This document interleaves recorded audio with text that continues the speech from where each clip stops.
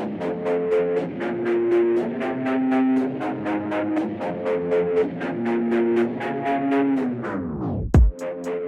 is going on, everybody? Welcome back to the Fully Inflated Football video podcast. I am your host, Marcus Whitman, and I'm going to be as optimistic as possible here. I just sat down to record this thing. I got a brand new PC 2 days ago, so we got some learning curves. I think you can tell where this is going.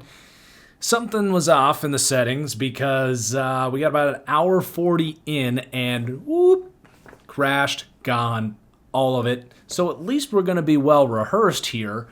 If I go a little bit faster, it's because my voice is probably already fading, and we have a full show ahead of us. Really great show. I know it's a great show because I've already done the damn thing.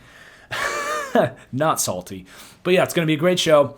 Really excited. We got our typical regular scheduled programming. We're going to go through the Week 10 games, game by game, give my reactions to that. We got a big old bag of mail from the Patreon mailbag. And a little topic that I'm gonna go through as far as this upcoming free agency class. Some interesting notes on that. So before we do hop in, I want to remind you that this show is brought to you by my Patreon. That is patreon.com/ThatFranchiseGuy, where you can not just support the show, but become a part of it by getting access to the exclusive Patreon mailbag for the show.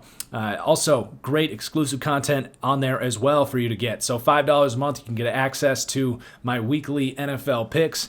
$10 a month, we are just around the corner for the TFG Draft Insider Package. I'm already looking at tickets to go down to Mobile, Alabama, as long as COVID is permitting on that for the Senior Bowl. So draft season right around the corner already. We are full year-long NFL analysis here on this channel. So $10 a month to get the Draft Insider Package with exclusive prospect film breakdowns. You're going to get exclusive team-specific 7-round mock drafts. We do every team in the league there.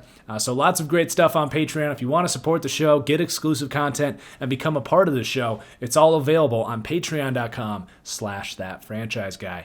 All right, so here we go, round 2.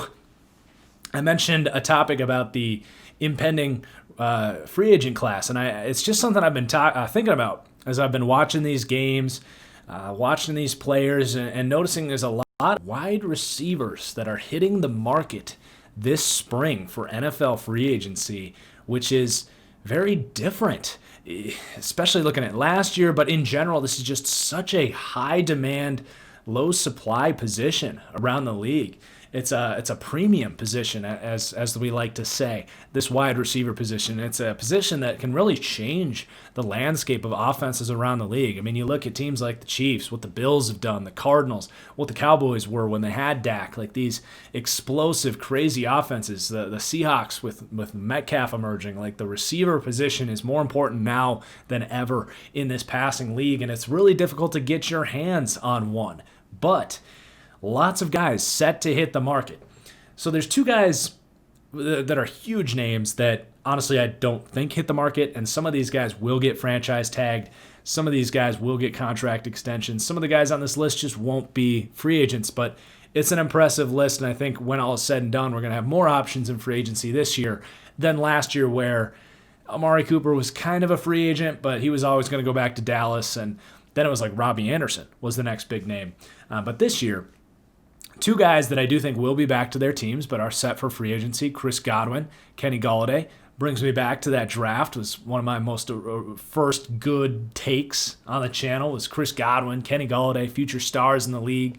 Really like them coming out, but I do think they'll be retained to their teams. Kenny Golladay, maybe I could see a world with like a tag and trade or something. If he kind of wanted to get out of Detroit, I could see something going on there, but other than them, I mean, it's an impressive list. So Allen Robinson, I don't think is going to be back in Chicago after how that's played out. You've got Corey Davis I keep checking my computer over here because if this thing crashes again, I'm going to punch through this microphone.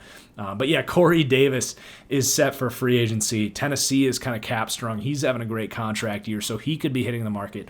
Will Fuller, Houston was entertaining trade options for him. He's going to need a lot of money. Does the new coach in Houston want to pay him? I don't know. They're kind of strong for cap space. Juju Smith-Schuster, another one. Pittsburgh pretty loaded at that receiver position. I don't see them using that money on a receiver spot that they're pretty good. And then you got the Antonio Brown saga. Does he stay on the field for Tampa Bay? There was a new deal with a security camera. Who knows? But if he's able to finish the year and his legal stuff gets cleared, he's going to be looking for a big contract on the back end of his career. You got Curtis Samuel down there in Carolina really playing well right now, a former almost a first-round pick. He was a high second-round pick with a ton of physical talent, really versatile slot, deep threat, can line up at running back. Brings you sort of that flex playmaking ability that someone's going to really desire. I don't know if Carolina's going to want to pay him with all the guys that they already have paying at the skill positions down there. And then you get some veterans here. T.Y. Hilton is going to be a free agent. I think he hits the market. A.J. Green most definitely will. How much is left there? Maybe not a whole lot, but still a big name. Sammy Watkins, Marvin Jones, Kenny Stills, some veteran outside perimeter players that can still play.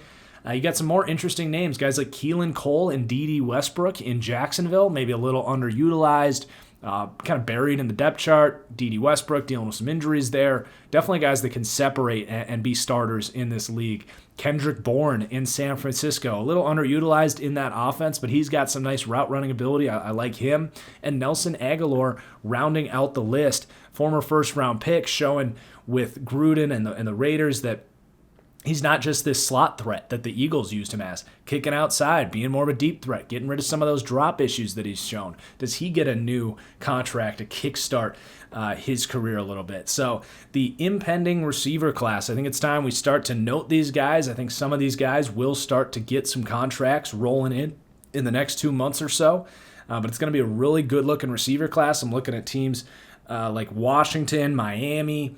The Jets definitely need some receiver help. Some more competitive teams like Green Bay and Baltimore definitely need some receiver help.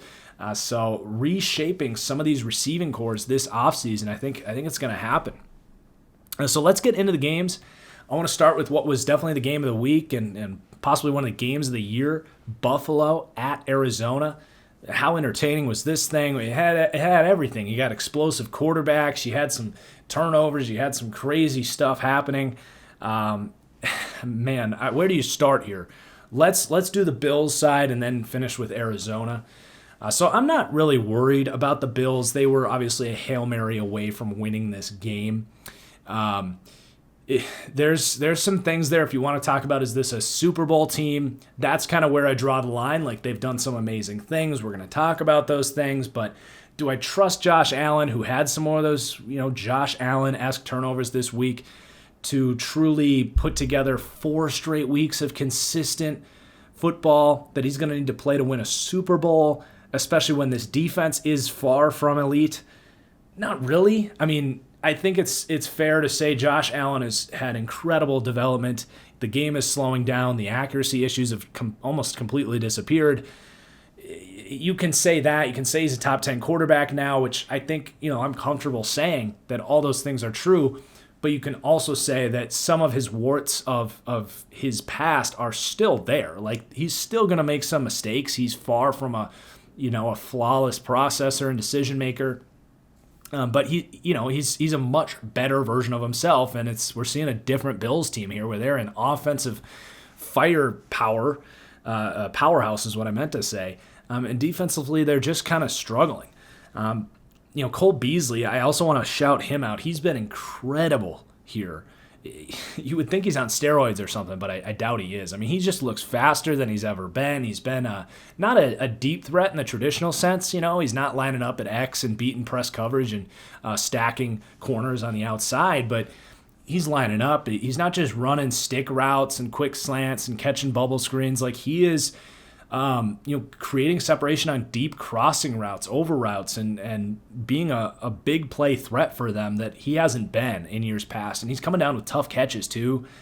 So Cole Beasley, he's an unsung hero for this Bills team this year. But I want to talk a little bit about Bills offensive coordinator Brian Daboll, who's doing a fantastic job here. I think he deserves a ton of credit, along with the front office, with Coach Marone, Josh Allen himself. Credit for the development of Josh Allen and the emergence of the Bills as this explosive, consistent powerhouse on offense. So I want to talk about Brian Daboll, who I actually think is under the radar as potentially the premier head coaching candidate in all of football this year. Yes, ahead of Eric Bieniemy. I think Brian Daboll is actually establishing a more impressive resume, simply because Bieniemy, while I do think will be a head coach and will be a very great candidate, there's still that shadow of Andy Reid. How much of the creative genius there is Andy Reid? How much is Eric Bieniemy?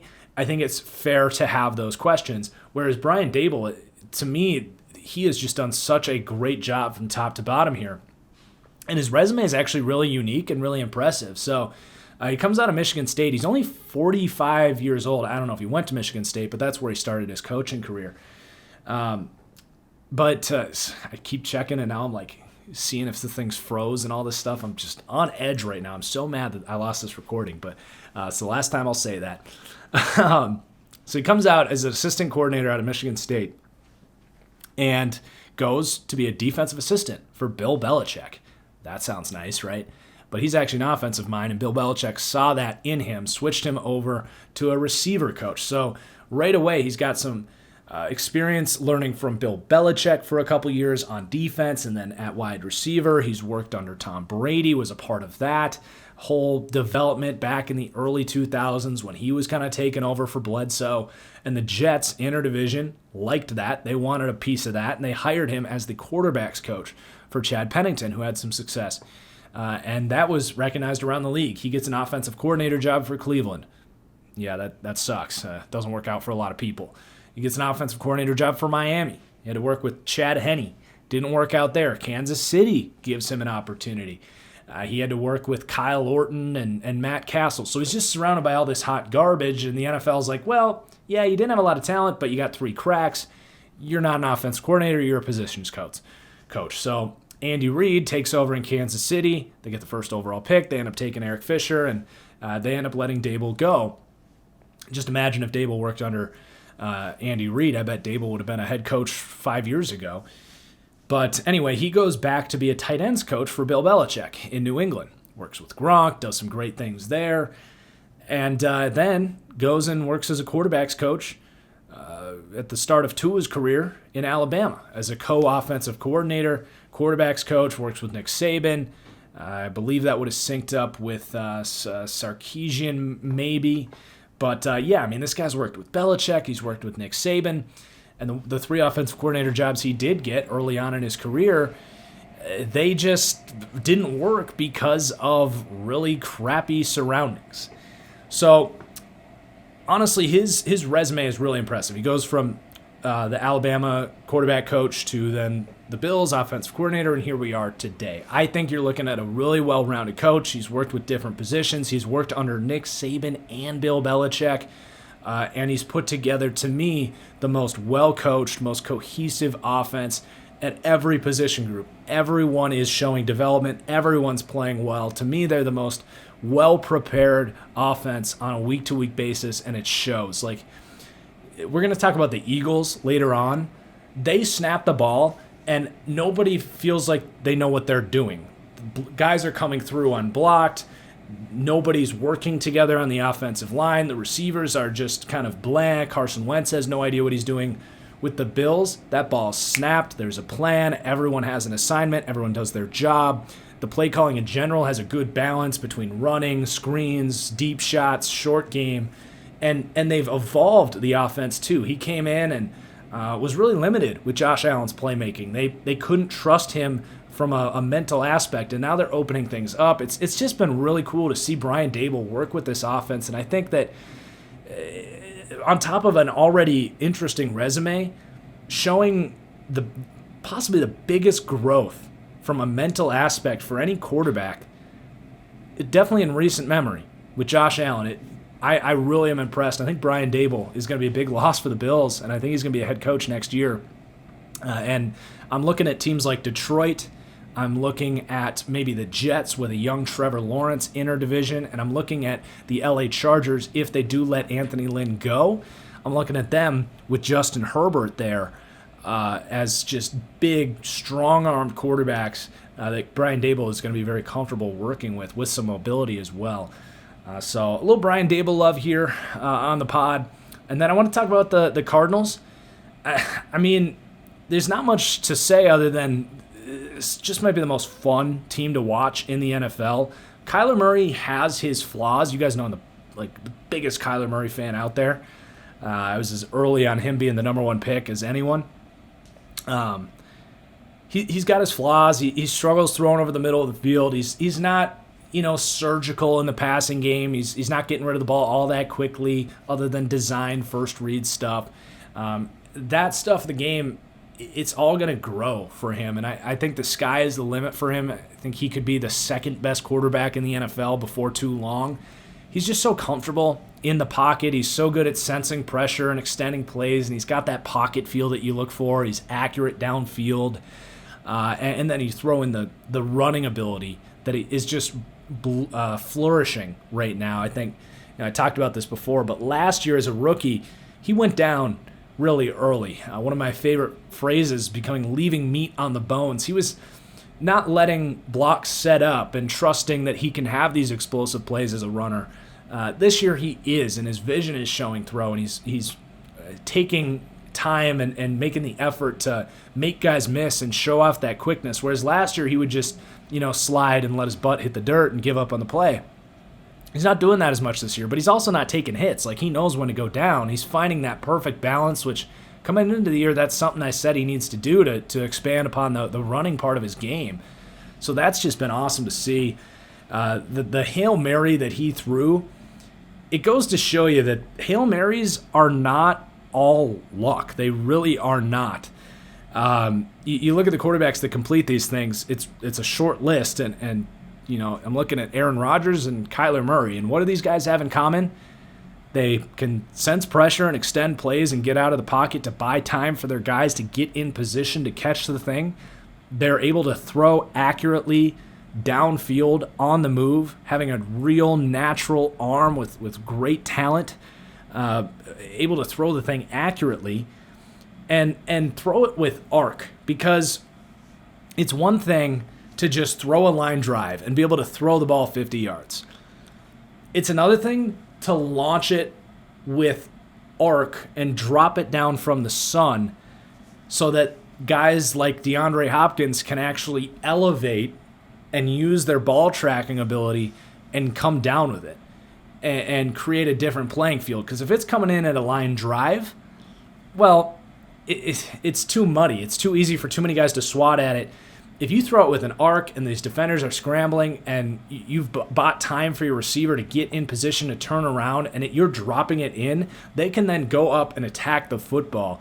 So to have that combination of skill sets, obviously with DeAndre Hopkins, who maybe behind Mike Evans, maybe Mike Williams, a short list of receivers in this league, DeAndre Hopkins is at the top of it as far as receivers that I want to throw a Hail Mary and triple coverage to. But the combination of skill sets, obviously there's luck involved, but when you have Kyler Murray throwing to DeAndre Hopkins, you can increase the likelihood by a decent chunk that your Hail Mary can work. It's just another thing in the bag for the Cardinals, and I guarantee you they're going to start, you saw this from the Packers after they connected on a couple of those. When you're getting close to half and you only have 20 seconds left, you're going to see them say, hey, we can actually hit a 50-yard touchdown.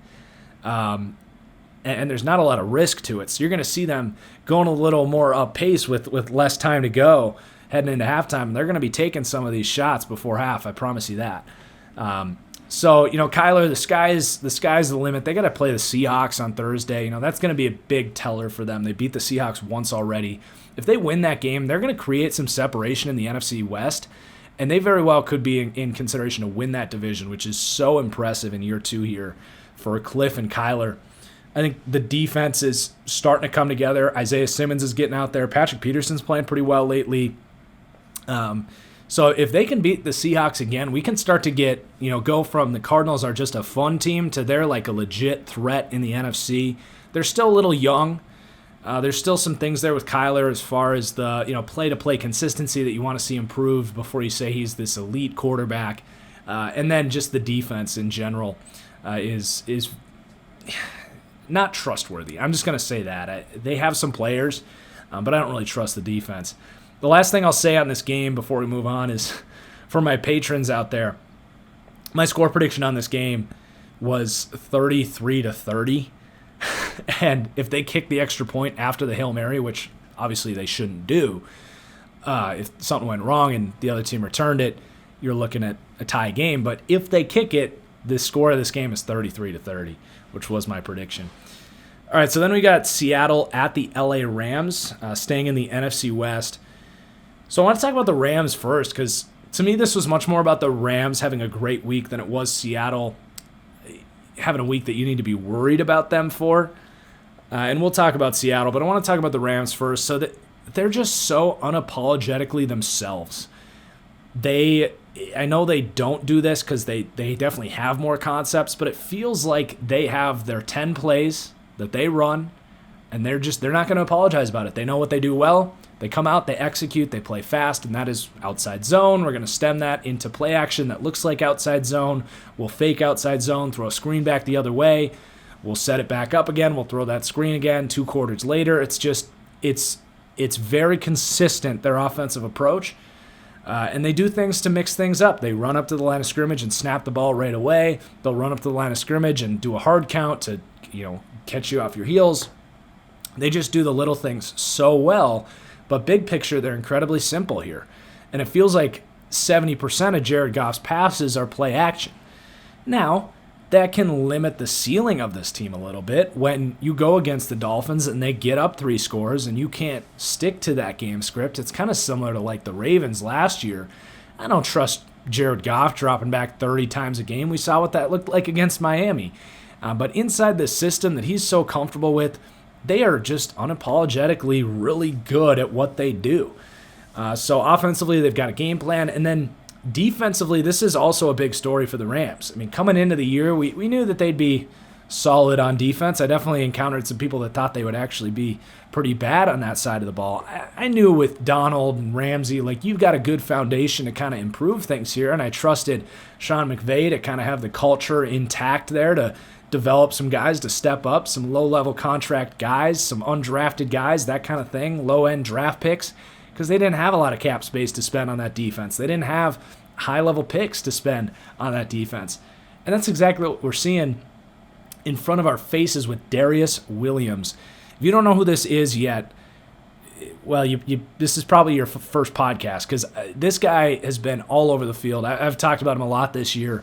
This is eerily familiar to me to what we saw with Casey Hayward for the LA Chargers, a guy that was kind of pigeonholed as a slot corner coming out of the league, and for the Green Bay Packers, they used him as a slot corner, and he was solid at it, but the Chargers saw a certain skill set, which was a guy that was really instinctive in zone coverage, that's a ball hawk, that understands route combinations and can jump on balls, has good hands, and they moved him to outside corner in a scheme that plays a lot of off coverage, a lot of cover 4, cover 3, put him in a situation where he doesn't have to get up in these big receivers' face and run press coverage and worry about flipping his hips and catching up with high-end vertical speed. No, just kind of drop in a lot of ways like a safety with your eyes on the quarterback and look at the route concepts developing in front of your face and go make a play. And that's exactly what he's doing. I don't know how many interceptions he has this year. You guys know I don't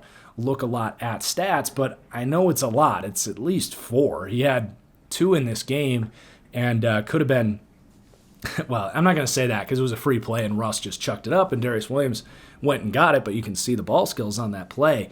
But yeah, I mean, the Rams are getting guys like him to step up, and they're just filling out the holes on this defense while letting Aaron Donald and Jalen Ramsey do their thing and take over games. And you're seeing that. I mean, Aaron Donald has been the defensive player of the year this year. The fact that it's not consensus kind of bothers me because it's kind of like the LeBron MVP thing. I mean, LeBron should have, 10 MVPs, but they just don't give it to him because they want to mix it up, I guess. Aaron Donald is the defensive player of the year. It's frankly not all that close. I mean, Myles Garrett's been great. Budda Baker's been great. There's some other guys that you can acknowledge having great seasons, but to not give it to Aaron Donald is a joke to me. He's by far leading in pressures. He's on pace for another 20-sack season. The Rams' defense is legitimately great. So Aaron Donald, he had 8 more pressures in this game. He just goes off against the Seahawks. But Jalen Ramsey, I haven't really shifted off of this. Even last year, as Stephon Gilmore was kind of inarguably the best corner in football last year, I was still like, don't forget about Jalen Ramsey. And this game was kind of the same thing, where he is maybe the one corner. Patrick Peterson did a decent job of this, but to match DK Metcalf, and he followed him around. And it sounds weird, but for Jalen Ramsey, covering DK Metcalf isn't that hard. Because Metcalf isn't a fantastic route runner. He's just extremely physically gifted. Well, who else is physically gifted? Jalen Ramsey. So Jalen Ramsey can get in his face. He can run with him. He's not going to get fooled. Or like if he's covering Stephon Diggs or Devontae Adams, like you kind of know what route DK Metcalf is running. It's just a matter of, are you big, fast, tall, lengthy, strong enough to keep up with him? And Jalen Ramsey, the answer is yes. He did get beat one time. There's no such thing as a shutdown corner in the NFL anymore. He did a great job shutting down DK Metcalf. It slowed down the Seahawks. Now, the reason I'm not worried about the Seahawks and the reason I still rank them 5th in my power rankings, there's a couple reasons. Number one is, for all those reasons we just listed, the Seahawks don't match up well with the Rams. They get great pressure from Aaron Donald, which forces Russell Wilson to make quick decisions because he's going to be under fire and he can't step up in the pocket and do those crazy Russell Wilson things. And then you have a corner that can match the Seahawks' biggest problem, and that's DK Metcalf. It's just a bad matchup. And that showed. So there's actually some optimism here from Seattle, and that's that this defense played better. And I've been out there on Twitter kind of letting people know that don't write the Seahawks defense off as this historically bad defense. They have been to this point, and it's cost them. It did not cost them this game. This week was a bad week for Russell Wilson. I got a point on that. But you got Pete Carroll, who's an excellent defensive mind. People are coming for Ken Norton's job. Look, this is Pete Carroll's defense. If you fire Ken Norton, that's just a scapegoat. Like, this is all working under Pete Carroll, and he's got a plan here. Jamal Adams has not been healthy. They just got Carlos Dunlap in there. Their corners have not been healthy. They have basically not had a healthy week on that side of the ball. But they're working up to that. And they're well coached. They're going to fix some of these coverage gaps that they've had. They've had some pretty bad problems from a coaching perspective there. But I'm trusting Pete Carroll to at least rein things in and make this a top 20 defense where they can at least keep the score down, don't make mistakes, and keep everything in front of them. And if that's the case, is anybody actually worried about the Seahawks offense? Like, yeah, they had a bad week. A terrible matchup. They definitely hope they don't see the Rams in the playoffs, but someone was commenting, when Russ makes a mistake, you ride as you-know-what. You're defending him. But when someone like Daniel Jones or Josh Allen makes a mistake, it's the end of the world, and they suck. And while that might be an overstatement, it's a sample size thing, man. There's a difference between making mistakes in a game and consistently making mistakes. I mean, Daniel Jones went like 16 out of 17 games with a turnover, and week after week shows bad pocket presence. Like, yeah, I'm going to be very critical of that when it happens so consistently. Josh Allen went 2 years being a polarizing, just not wreck, but just a polarizing, chaotic quarterback. Russell Wilson has a couple bad games when we've seen him be playing at an MVP level for well over a year now. Basically 2 full seasons of him at an MVP level. Yeah, I'm not going to overreact. It wasn't there. We can acknowledge that Russell Wilson has made some mistakes this week. Last week was trying to do too much. Arizona, he had some bad moments. We can acknowledge that those mistakes are there without saying it's a problem or overreacting and saying Russ is not a top 5 quarterback and the Seahawks offense is in trouble. It's just not reality. I mean, the Seahawks offense is going to be just fine. So I'm not worried about that. And if the defense gets better, that's why I'm confident in the Seahawks still as a top 5 team in this league and a real threat in the NFC. So it's, take a step back and they'll be just fine. They might not be the best team in the NFC. There's some things going on here, but, people were like, how do you rank them so high? They shouldn't even be a top 10 team in the power rankings. And I'm just like, recency bias is a dangerous thing for a lot of NFL fans, man. But yeah, Rams, Seahawks, Cardinals, NFC West is getting real interesting, and the Niners are just like they just want a piece of the pie, but they're not going to get it. They're too injured. Okay, Tennessee at Indianapolis. Really fun game. Thursday Night Football was great this week. We got another good game this Thursday. But I want to talk about the Colts a little bit. So obviously stock is up for the Colts. This defense has been awesome. Phillip Rivers is playing well. The offensive line's stabilizing a little bit. So a huge win for Indianapolis. They're just a super solid team, top to bottom. Honestly, their biggest weakness right now might be running back. That's a good weakness to have.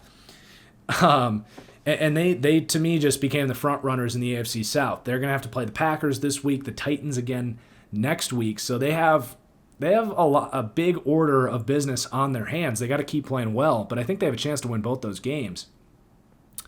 So stock is up for the Colts for sure. I want to talk a little bit about this elite conversation because I got in a lot of trouble with Colts fans on the power rankings like 2 weeks ago.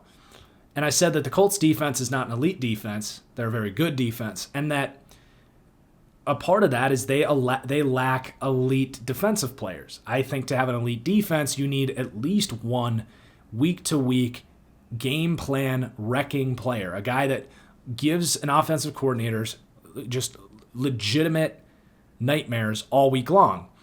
And I don't believe that the Colts have that guy. I think they have guys that are close to that and are certainly guys you got to keep an eye on. They're capable on a week-to-week basis of doing that, but you don't know going in like, okay, this guy is for sure going to wreck our game plan. And this is referring to DeForest Buckner and Darius Leonard.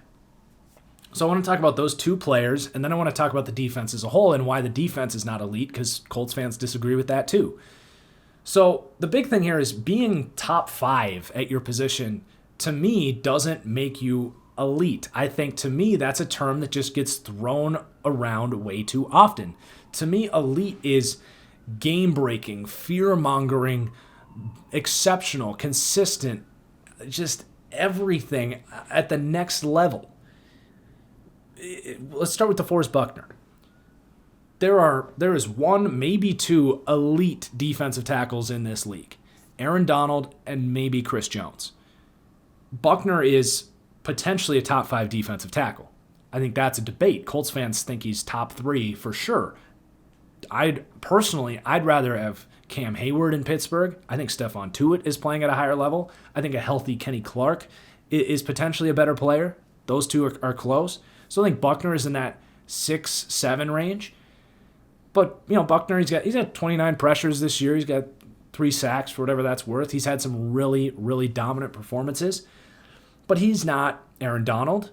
He's not what Fletcher Cox was for the Eagles 2 years ago. Those are Chris Jones last year. Those are elite defensive tackles. We're talking every single week. They're putting up 5+ pressures. They are wrecking game plans, forcing turnovers. Like, that, to me, it has not been DeForest Buckner on a week-to-week basis. He is an outstanding football player. We don't need to call him elite. He hasn't shown that yet. Darius Leonard. Again, he is, to me, somewhere in the 5 to 8 range for linebackers, and Colts fans hate to hear that.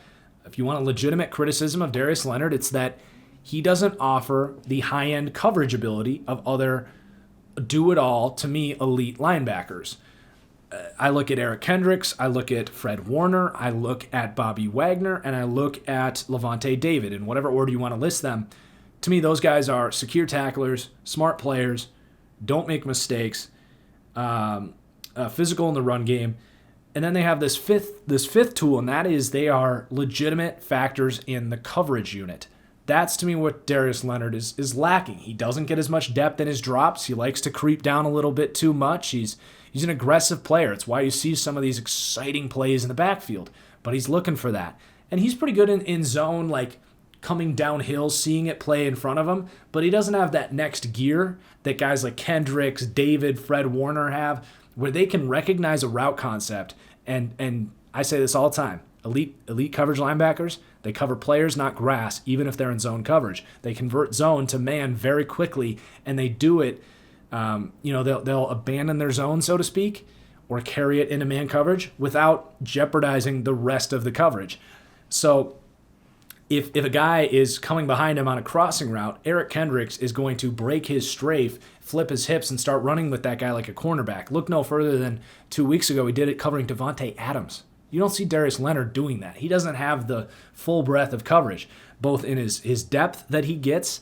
He bites the cheese on play action, and he does not convert zone to man coverage quickly. So those are some criticisms of Darius Leonard. To me, to be even an elite linebacker, you need to have all those things. But even then, you can go a step further and say the linebacker position, it's just incredibly difficult to be an elite defensive player, to be a guy that you are terrified of. That, to me, is pass rushers, corners, and sometimes safeties. So Darius Leonard, to me, is not an elite defensive player. So that argument is out there. That could change. If DeForest Buckner starts consistently putting up 5 pressures a week and splitting double teams consistently and continuing to be an elite force as a run defender, he might get up there. I didn't used to say that about Chris Jones, but as we sit here today, I don't feel that way about him. He makes some incredible splash plays, don't get me wrong. But then the Colts defense as a whole, yeah, they might be a top 5 defense this year, for sure. Matt Eberflus does an incredible job. They do what I say Seattle needs to do, and that's just play fast, play smart, don't make mistakes, keep everything in front of you, tackle well. That makes you a really good defense, especially in 2020 where there's not a lot of teams doing those things well. Now, are they an elite defense? No, an elite defense is the Bears, the Steelers this year. An elite defense, even more so, is the Bears of 2018, the Jags of 2017, the Legion of Boom, the Broncos defense when they won with Peyton Manning, where you can actually win games like 10-7. You can win games 14-10 with a defensive touchdown, where you have a shut-down defense. I don't look at the Colts defense as a shut-down defense. They lack some of that physical dominance. Not even that, just they lack that shutdown fear factor about them. They can be had if you execute and just outplay them. Obviously, any defense you can say that about, but look no further than what Gardner Minshew did to them. They kind of drop back. They don't have this elite pass rush. They play a lot of zone coverage. If you can pick that apart, you're going to be able to put up 24, 27 points. They might not give up those big plays. That's why they played so well against Tennessee, because they feed off of those big plays. But they're not this fear factor, elite pass rush that, you're just going to have a really hard time doing what you want to do. That's not really the Colts. The Colts are, we're going to make you earn every yard. You can have us if you play well and you execute. But yeah, you're not going to get big plays. So that's that debate. I wanted to get into that because people have been coming at me for that. So I wanted to kind of dive in there. Last note on the Colts is, I mentioned the running back room. They legitimately miss Marlon Mack. Jonathan Taylor's lack of success, he's been a good volume player. He's doing what any running back would do if they got 15 carries a week behind this offensive line. He's been fine by statistical standards, but you can tell, man, he's just not a good running back. He felt like Trent Richardson this week. He couldn't find a hole to save his life. He was slow once he got the ball in his hand. He had the one play where he trucked and made the first down. There's some physical traits in there, but this has some real Leonard Fournette in his last year in Jacksonville. Trent Richardson, it just is not working with Jonathan Taylor. They really miss Marlon Mack. Marlon Mack very clearly was more instinctive with his vision, seeing things develop before they got there. He hit holes harder. He was more fluid in the receiving game. They miss Marlon Mack, and I never thought they would say that. I thought Marlon Mack was super replaceable, but we're learning that Marlon Mack was actually doing some really nice things here, which we definitely saw late last season. So I wonder if they'll try to bring him back with how bad Jonathan Taylor's been. He's on his last year of his contract. And then for Tennessee, both these teams have a huge test in front of them. We're going to learn a lot about the Colts in the next 2 weeks. We're going to learn a lot about the Titans the next 2 weeks, because the Titans got to go play Baltimore. The Colts got to go play the Packers. Both really tough matchups. Tennessee obviously beat Baltimore. Baltimore's going to be pissed this week. Early on, I'm leaning towards Baltimore in this game because they're going to be pissed about losing to New England, and they're going to be pissed about Tennessee beating them last year. So I would not want to see the Ravens this week if I was Tennessee. Their offensive line, to me, is problem number one. It's just not been good. They obviously lost Taylor Lewan at left tackle. They let Conklin go in free agency in order to keep Derrick Henry. I won't get into that now, but they definitely would like to have Conklin back right now. Isaiah Wilson, their first-round pick, has not been able to play for them. So it's just been a pretty big disaster on that offensive line, and that's just, you start to lose people on that offensive line, things can go south pretty quick. That's not the only problem here, though. The defense just has not been up to their standards. They're another defense that has a lot of spread-out talent, but doesn't have an elite presence anywhere. And then, I mentioned it earlier, they really lean on big plays. When they have those weeks where A.J. Brown can break 3 tackles on a crossing route and go 60 yards to the house, or Derrick Henry can do his thing and get those massive runs and get those lanes, those are going to be there for Tennessee. That's what they feed off of. But when they don't get them, they really got to lean back on Tannehill, getting a third down, going through his reads, elevating things, going outside the system, making stuff happen. And Tannehill's he's not that guy. He's been good this year. He's played really well. He's in that Cousins, Goff breath of, system quarterbacks. He's a good player. He can execute the scheme, but I'm not leaning on him on third down. I'm not leaning on him to elevate things against a bad offensive line. And, so Titans they have a lot of work to do. They're in danger, to me, of falling behind. With this schedule coming up, if they drop these next 2, they're in danger of miraculously going 9-7 again for the 37th year in a row, and not making the playoffs with teams like Miami and Las Vegas and Cleveland stepping up. They're in trouble, man. All right, so we're going to take a quick break. When we come back, we're going to pick up the pace a little bit, but we do still have one big game to talk about, and that is the Chargers-Dolphins battle between the 2 rookie quarterbacks, Tua and Justin Herbert. So we're going to take a quick break, and when we come back, we'll get into that. All right, so this next game, Chargers, Dolphins, Tua, Herbert, headlines galore, lots to unpack here. So I want to start with the Chargers side of things here with Justin Herbert. And, that's really it. That's really what we're doing with the Chargers here. There's not a whole lot left to see. Anthony Lynn kind of coaching for his job. I think he's losing that battle at the moment. The Chargers special teams continues to be a complete disaster, and I need to make it abundantly clear that anything I say about Herbert from this point on, it was not Herbert's fault that they lost this game. There's a lot of other underlying issues going on here for the Chargers. But yeah, let's just analyze what we saw from Justin Herbert and throw it onto that rookie scouting report that's been really impressive this year. So the one thing with Herbert that's stood out to me throughout the year, and it really showed up in this game, is if you take away those huge plays, which you can't do that. That's a part of his game. It's incredibly valuable. But if you take away the 60-yard touchdown here and 80-yard touchdown there, well, what do you get outside of those plays, which is 90% of your snaps, if not more? And you don't get a particularly good quarterback. You get a quarterback that is not adding a whole lot, out of structure, a guy that's not doing everything he can to me on third down. But you also get a very accurate quarterback. You certainly don't get a bad quarterback, but to me, you're getting something like a Jared Goff, a Tannehill, something in that breath. But then you see these plays that are just spectacular, amazing, Stafford stuff, Mahomes stuff, like really exciting big-time stuff. And that is obviously why I have changed my pre-draft comp of Jared Goff for Justin Herbert to now more of a Matthew Stafford. And I think this game almost reinforced that Matthew Stafford comp even more, because this was not a good game from Justin Herbert. It really was not. There's no way around it. The big plays were not there. Miami took them away.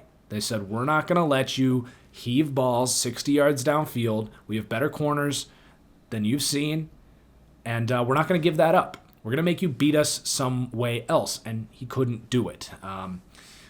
That's been the criticism, is the play-to-play consistency. It's What does he bring other than these big chunk plays in the passing game? Because he's accurate. He's got a cannon for an arm. He can move. Those are going to be a part of his game, just as they've been with Matthew Stafford over his career. But one big knock on Stafford is, where's the counterpunch? Where's the play-to-play consistency? Where's the game-to-game consistency? That's going to be that next step for Herbert. Is can he become better on early downs? Can he become better between the margins, the attention to detail stuff?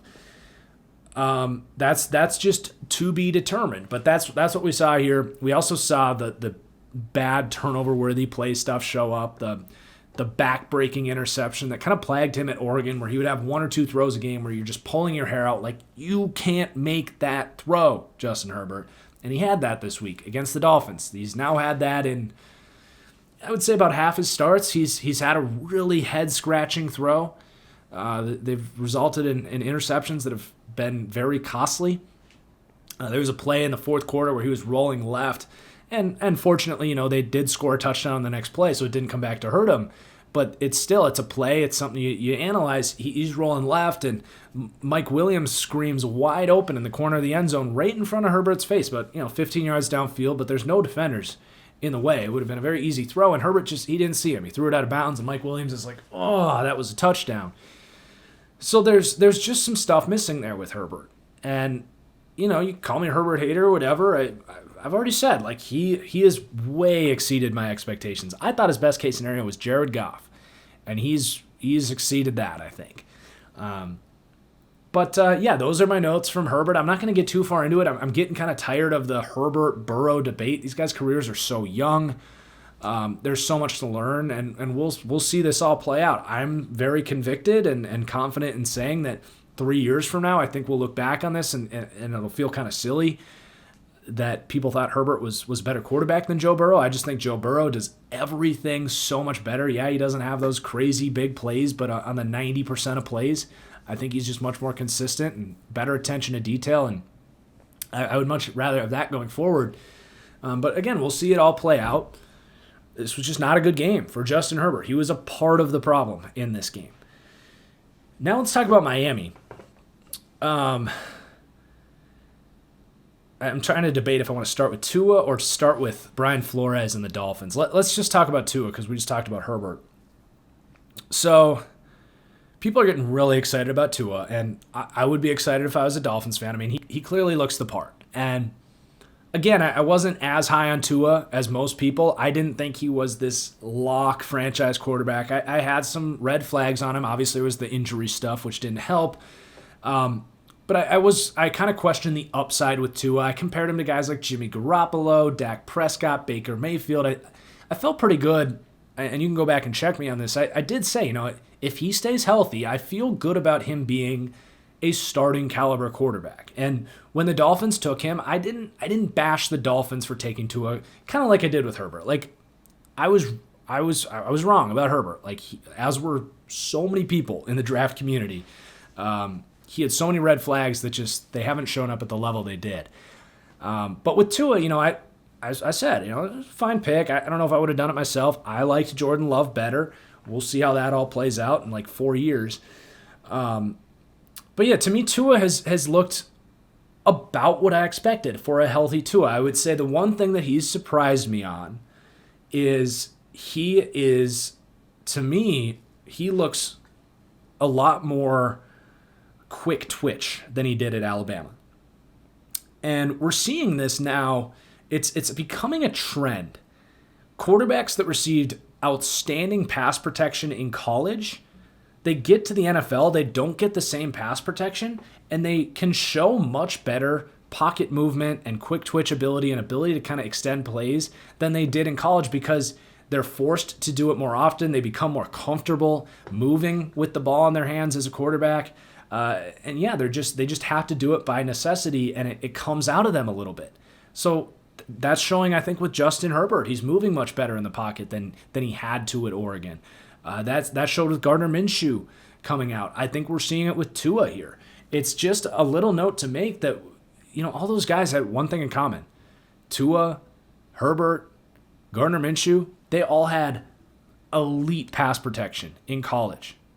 absolutely unbelievable, unparalleled pass protection. Like some of the best of the last 5 years were Washington State when Gardner was there with Dillard protecting his blind side. You got Herbert with that offensive line was, just unbelievable amounts of protection. And Tua at Alabama, he's surrounded by first rounders. And it's just something to note. And it's, I think, the most positive progression for Tua from my college scouting report. Now, him as a passer has been about as I expected. And I actually think he's getting a little bit overrated as a passer so far. And I'm not saying he's overrated. I'm not saying he's been bad. To me, he just hasn't shown me much as a passer, and he hasn't had to show me much. And this is where you get in trouble, but it's true. He's had some pretty big turnover luck. There's 2 throws in this game. I think Dolphins fan of the brain will admit that he had at least 2 throws in this game that definitely should have been picked. He had one that literally went right through Denzel Perriman's hands. He's trying to throw to that second level. Perriman was right there. If he closed his hands just a millisecond sooner, that's going to be an interception. That definitely went down as a turnover-worthy play for PFF perspective. And then he had another one. I don't remember what down it was, but he was trying to throw a post, was well covered, contested throw, gets batted up in the air, some collision. Guys were kind of falling over the place, but the ball floated, and it ends up falling to the ground innocently. But as a passer, I compared him to Jimmy Garoppolo and Baker Mayfield. And I'm actually really, so far, I think that's totally held up. So those guys are quality passers, right? But they're not outstanding. They're not overly efficient with the deep ball. And one thing those 2 quarterbacks really can thrive with, but also can bite them sometimes, is throwing over the middle of the field. They're very confident and very aggressive. And oftentimes, they just don't see these linebackers lurking underneath because they're trying to throw to that second level on slants, crossers, ins, posts, oftentimes off RPOs, what we saw with Baker, what we're seeing with Tua, being really aggressive over the middle of the field. And this was quietly a really good take of mine with Baker, was after that rookie year, I was like, all right, he looks better than I expected, and I was way lower on Baker than I was on Tua. But after that rookie year, I was like, he looks great. But one thing that I'm a little worried about is he is getting away with some really dangerous throws over the middle. And that rookie year, it was kind of bizarre. Like, he was just firing missiles over the middle, and these linebackers continued to not get depth. And we're seeing a similar thing in Miami, where that passing game, they are really focusing on that middle of the field. And there was a couple plays in this game that those were throws that you don't want your quarterback to make. He hasn't shown a lot thrown outside the numbers. The one thing that's really nice with Tua, because we got that out of the way. He just has more to show as a pocket passer. But one thing that's really nice here is that quick twitch athleticism that we're seeing a little bit more from Tua, for whatever reason, is getting utilized really well in this scheme. They are getting him on the move, play action, play fakes. There's some Russell Wilson in there with the way that he moves with his feet and can flip his body around and throw off balance. He has a very live arm in the same way that Russell Wilson has, same way Kyler Murray has. Like Baker Mayfield has a similar arm. Like, it's very live. He's got a nice release. It comes out with a clean spiral. It's got some zip. Those guys, well, Russell and Kyler do, but he might not have an elite arm. And Russell and Kyler, even them, they're not Herbert, Stafford, Mahomes, Rodgers, Josh Allen, elite arm strength, but it's a very live, above average quality arm talent, more than enough to thrive in the NFL. But yeah, just it comes out live. You can play that point guard and really do a lot of different things and allow some flexibility with the offense, which is opening things up for the run game and just letting them take care of the football much better, because that's going to let you scheme up yardage instead of leaning on your quarterback to kind of do so much like they were with Ryan Fitzpatrick. But yeah, there's a lot of good there with Tua for sure. There's some overrated aspects. I don't think he's shown a lot as a traditional drop back on 3rd and 8. But it's not to say that it's not there or that it can't be there. It's just by necessity. His team around him, kind of like it did at Alabama, is playing so well that he hasn't had to do those things, which is fine. So yeah, there's the Herbert Tua talk. Both these guys both look like franchise quarterbacks. They look like outstanding rookies. And both these teams should be really excited for the future. I don't want those criticisms to get, overblown. The things that these guys are doing well is well documented, and it should be. They look outstanding as rookies. And if Jordan Love is good, this class doesn't even need Jordan Love to be good, but this could be an all-time great quarterback class. So yeah, there's that. I guess we can talk about the Dolphins as a team a little bit. Brian Flores, I think the Chargers Nation was really jealous watching this game because, God, what a difference Brian Flores makes for that Chargers team. They're coming up with clutch special teams plays. He learned from the best at that with Bill Belichick. The defense is outstanding. They're so well coached. They fly around. And they're even doing nice things schematically on offense. So, like, the Dolphins are just so well coached. And I've apologized to the Dolphins fans. I don't mind doing it again. They have been so good this year. I thought that there was too big of a talent discrepancy for them to be a playoff team this year. And I was wrong. I'm sorry. I missed. I never doubted Brian Flores, but he's really bringing it home with this team. And, God, it's exciting because they have so many picks coming up, too. Yeah, it's just impressive. They have some work to do on that roster for me to say that they're like Super Bowl contenders, and maybe they prove me wrong again. But I do think the offensive line is pretty weak. For whatever it's worth, the running backs aren't that good. The receivers, they need someone other than Devontae Parker that can make a play for them, and they don't have the best pass rush. But the secondary is really good here, so they've at least got that going. All right. So the rest of these games, they're just not as exciting. We're going to get through them a lot quicker. So Houston at Cleveland, it was a quick, ugly game, bad conditions. This is a game built for Cleveland. They are a run-first team. It's not a whole lot to say. Wyatt Teller came back healthy and was kicking ass again. Nick Chubb was outstanding this week. He's one of the top runners of the football for sure. Some of his breakaway runs, it reminds you of Adrian Peterson, where he kind of gets his lane and then he just puts his head down and just takes off. Cool on him. He so easily could have ran into the end zone on that last play of the game. Breakaway run, but he decided to just step out of bounds. That's a guy that's been injured all year. Who knows what his contract incentives are to have touchdowns. He could have ran that into the end zone so easily, but good sportsmanship moment there. As for the Texans, this is not the kind of game they want to get into, where it's very much line play oriented, run game oriented. No David Johnson in this game. The Texans, they'd rather get into shootouts where Deshaun Watson can kind of be himself. And in a super windy game like this, it's not really fit for them. It was a closer game than it looked.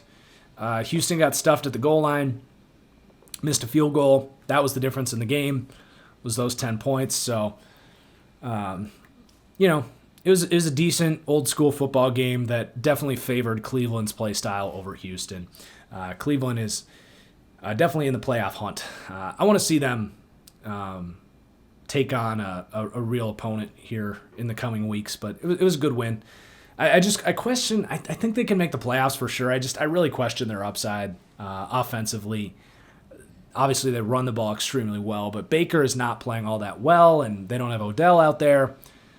I don't know. It's missing some of that explosive passing game element that I think they would need come playoff time, but who knows? Jacksonville at Green Bay. So Jake Luton kind of looked like a backup in this game. I've hyped up Jake Luton a lot, but take everything with a grain of salt, right? You got to take context. No one's said this yet, so I think you guys understand, so I won't go into it too much, but I want to defend myself if there was anyone thinking this, like, oh, TFG said Jake Luton's awesome. Yeah, for a 6th round flyer. Like, he looked great against the Texans. He's an interesting guy. I don't think I've sold him as much more than like a Nick Foles kind of quarterback. I just think he's interesting. I like success stories. I think he can have a decent career as a backup, but he did look like a backup in this game. So there's that. Not much to really add on the Jags. They're just kind of going through the motions. It was probably better for them to lose this game. You know, that when you're trying to get Trevor Lawrence, winning games is not a good idea. As for the Packers, just a stagnant, uninspiring performance. To me, the Packers are a paper tiger. They're a soft, slow football team. The defense had their moments late in this game that kind of came alive. Rashawn Gary was really good at the end of this game, but man, I feel like this is headed for the same thing last year, where they're going to have some success. You know, they're going to win their division easily. They're going to probably win a playoff game against a lesser opponent. But the second they got to play the Bucs or the Saints, or maybe this year the Seahawks get it done with a better team, they just don't have the athleticism, the speed, the talent. The one piece that they can maybe have a prayer on is Marquez Valdes-Scantling, who, it's just simply put, it's been an absolute roller coaster. The way I describe him is every time he's throwing the football, it's a 50-50 ball, whether he's covered or not, because his hands are literally some of the worst you'll ever see. But in this game, what did he have, like 5 catches, no drops? This was his best game as a Packer by a landslide. And if they can get this MVS, all of a sudden, not trading for Will Fuller works out. This offense has an explosive element, because to have that true deep threat in the play action game is huge. I mean, look at the Rams, the Seahawks, the Titans, the Vikings. These guys all really like to throw deep off of play action. The Packers don't have that option. Devontae Adams is an outstanding receiver, but he's a finesse player. He's not an explosive big play waiting to happen. The Packers don't have that guy that's a big play waiting to happen. All these offenses that run this scheme. The Vikings have Justin Jefferson now. The Titans have A.J. Brown. The Seahawks have DK Metcalf. They're a different scheme, but you get the point. The Rams, they have their explosive guys. I don't see it. I don't see it with the Packers as a Super Bowl team right now. They did not come out and blow the Jags out like they should, and I think that's a result of just a lack of physical talent, and that comes back to the front office. All right, Philly at the New York Giants. Doug Peterson's got to go. He's just got to go, dude. He's not a good coach. I think he's starting to make a case for being the worst coach in the NFL, even ahead of Adam Gase. I mean, the Eagles just don't pass the eye test as a prepared football team. Every time they snap the ball, you're like holding your breath, because nobody knows what the hell is going on here. And that is the coach. And you can point all the blame at Carson Wentz as you want. He has not been good. There's no way around it. Carson Wentz has been a terrible quarterback this year. He leads the league in turnover-worthy plays. He's been inaccurate. It's been a mess. But he has no structure to deal with. Every play, he has to be Superman. It's in the run game. Guys are leaking through. They don't have run lanes. Their pass protection's been terrible. They just don't scheme guys open. It's just an absolute disaster. It shows on the defensive side of the ball, too. He's just got to go, dude. I don't want to watch another Doug Peterson coached Eagles game, because it's so frustrating. It's like, this is not what this team is supposed to look like. And then for the Giants, it's kind of the opposite, man. Giants, Eagles, like, this is the definition of talent and no culture versus culture and no talent. That's the way I look at this game, because Joe Judge has done a great job here. The Giants are much more prepared. They play more cohesive. And Daniel Jones, man, stock is definitely up for Daniel Jones. I'm not going to go back and apologize for what I said about him 2-3 weeks ago, where I was like, I'm done with Daniel Jones. I don't think he's the future. Now, I've never denied that Daniel Jones can move the ball. What my criticism of him has been pocket presence, which I'm not ready to say is fixed after 2 games. But just the turnovers in general, fumbles, interceptions. He was just a big interception waiting to happen, or a big fumble waiting to happen every single week. And I'm not going to let a 2-game sample size completely change that opinion. But over the last 2 weeks, he seems to have improved upon those things. He's had 3 games in his career without a turnover. 2 of them are in the last 2 weeks. I think he didn't have one in this game. I don't think he had one against Washington either. I think he lost a fumble, but didn't. He lost a fumble, but it didn't get recovered, I think. Could be wrong about that. But yeah, I mean, the turnovers have been so much better the last 2 weeks. So, collecting new information, he's looking more like a Tannehill, a Cousins, a Goff. Now, he's got this added running threat. I think that's why the Tannehill comp is really nice for Daniel Jones. So, if Daniel Jones plays like this and he doesn't get too expensive, I think you might be able to win with this version of Daniel Jones. So it's just a 2-week sample size. We'll see where this thing goes. But stock is just up in general for the Giants. To me, they're the most well-coached team in the division right now, and they have the best quarterback in the division right now. So they've definitely got a chance. Okay, Tampa Bay at Carolina. Tampa Bay, this was the first week where they had, the Madden offense. It's just different what they got going on here. And it's just crazy the way they got this team assembled. So you obviously get Brady. Not too often that a Hall of Fame quarterback who can still play becomes available to you. Then Gronk just, comes out of retirement and he's 85% of what he used to be. He's making some big plays for this offense. And then you got Antonio Brown. You're able to get possibly a top 5 receiver for nothing. Literally nothing. He just walks onto the team. And then you even add Leonard Fournette, add some physicality to the run game. I mean, it's just crazy the way they've assembled this team. It's literally Madden. When you start a franchise and Antonio Brown's available in free agency and Leonard Fournette gets cut, you're yep, pick him up. That was easy. But it was fun to watch. I mean, I love this term, leaving meat on the bones. I've said this every recording for the last month. Brady left some meat on the bones this week. There was a lot of throws in this game the Bucs could have put up 60 points in this game. I'm not saying Brady's bad. I'm not saying to be worried about him. I would say if there's going to be an Achilles heel, it would be Brady not having a great game, because everything else here is perfect. And there's been some moments where you watch Brady and you're just yeah, that kind of looks like a 43-year-old quarterback trying his best to do what he can. But if everything's clicking here, this Bucs team is so scary. I mean, their talent and their defense is good too. I think the Bucs would be at their best. If every team in the NFL is at their best, I think the Bucs are the second team in the NFL and the team best equipped to beat the Chiefs.